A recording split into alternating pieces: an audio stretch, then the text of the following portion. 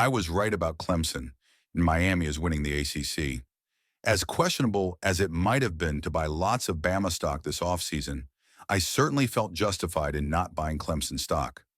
The Tigers led the nation in returning production in 2025 and were extremely likely to improve, but I struggled with the idea that a team that has averaged an 18.5 SP plus ranking and 3.5 losses per season over the past 4 years could suddenly become a top 5 team, as poll voters suggested.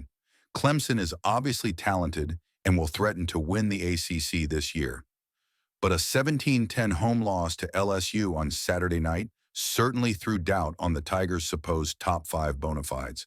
The Clemson run defense, a liability in 2024 despite loads of blue chippers on the line, was mostly solid Saturday.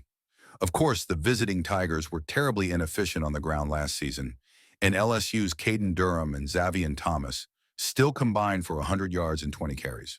Still, when you hold LSU, a team that hasn't ranked in the defensive SP plus top 20 since 2019, to 17 points, you should like your chances. And the experienced Clemson offense simply couldn't move the ball. Only 2 of Clemson's 58 snaps gained more than 20 yards, and half gained 1 yard or less.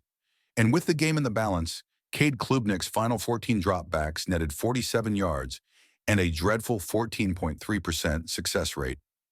Clemson has now lost its past 7 games against ranked SEC foes. Like any other Week 1 disappointment, the Tigers obviously have time to rebound and grow.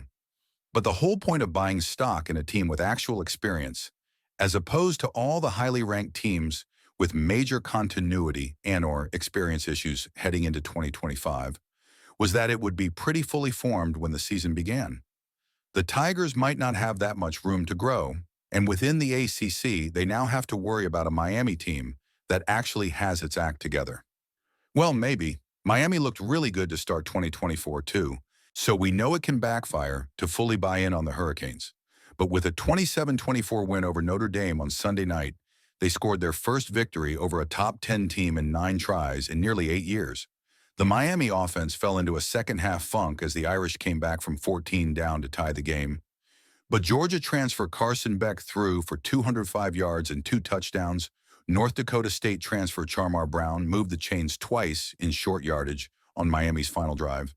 And Carter Davis' 47-yard field goal provided the winning points. And against what is supposed to be an excellent Notre Dame offensive line, Miami sacked C.J. Carr twice on the Irish's final possession. It was an excellent start against what is, on